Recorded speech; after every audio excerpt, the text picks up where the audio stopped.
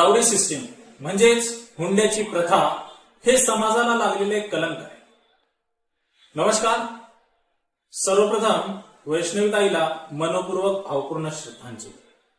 या समाजातील काही मूर्ख व लालची लोकांमुळे हुंडाबळी सारख्या घटना घडत आहेत। जेव्हा मुलीचे आईवडील मुलगा शोधतात त्यामध्ये पाहतात काय तर मुलाची प्रॉपर्टी किती आहे, त्याचा बंगला किती मोठा आहे, त्याची गाडी कशी आहे आणि त्या मुलाच्या अंगावर सोनं किती आहे, या निकषावर मुलीसाठी मुलगा शोधणार।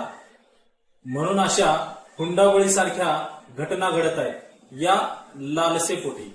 माझ्या मते तर मुलगा हा निर्व्यसनी असावा, सुशिक्षित असावा आणि कर्तृत्वान असावा, जो की कायम आपल्या मुलीला सुखी आनंदी ठेवेल।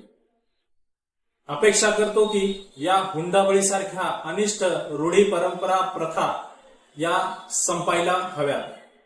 बस एवढंच। जय हिंद, जय महाराष्ट्र।